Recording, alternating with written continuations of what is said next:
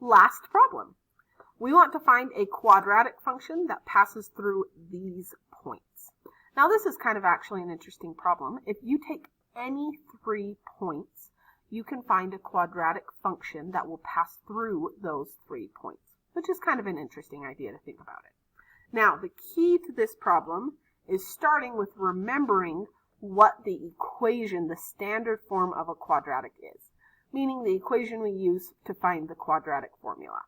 So the standard form of a quadratic is ax squared plus bx plus c, and we're going to say that equals y. Now we will still be getting a 3 by 3 from this, and here's how we get this 3 by 3. Notice that we're given this list of 3 points. In each of these points, I have an x value and a y value. So what I'm going to do is create 3 versions of this equation.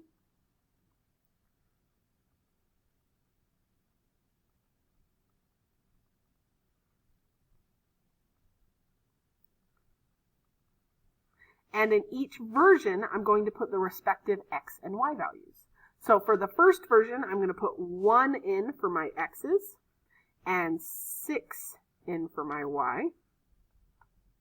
In the second version, I'm going to put -1 in for my x's and 10 for my y.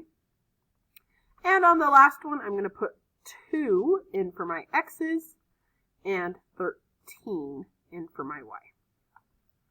And just like that, I've created a 3 by 3. Let's take this 3 by 3 since it looks a little bit gross. Simplify it. 1 squared is 1, so I'd have a plus b plus c equals 6. A minus b plus c equals 10. And 4a plus 2b plus c equals 13.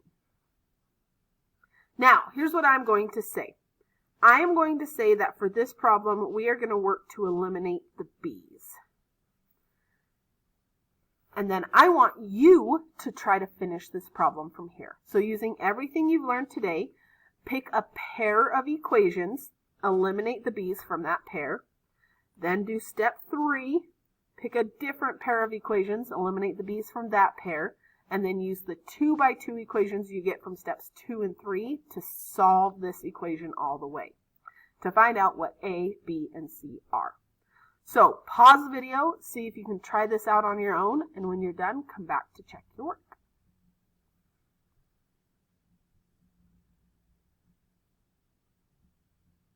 Let's check your work.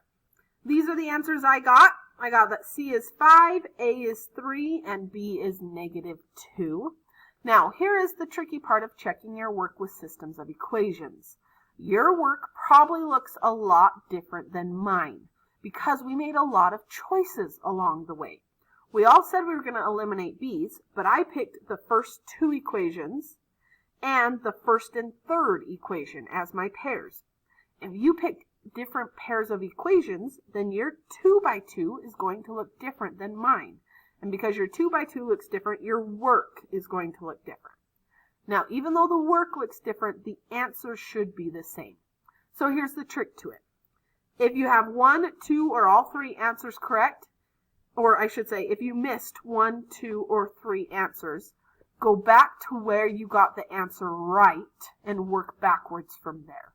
See if you can find the little algebra mistake, the negative mistake, the adding mistake, whatever it is that put your whole rest of the project off.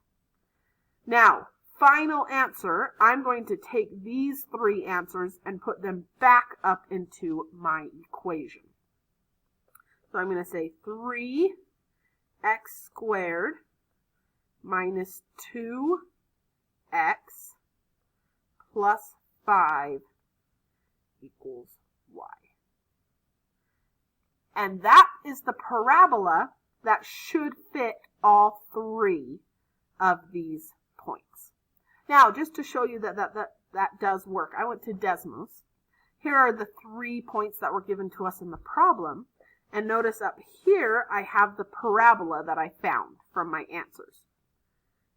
if we turn that parabola on, we can see that that is the exact parabola that follows all 3 points. So using this fun process, you can take any 3 points you want, and you can make a quadratic equation from those 3 points that fits them exactly. So that is our last story problem of the day. You are officially done with 6.2, and you can now begin on your homework.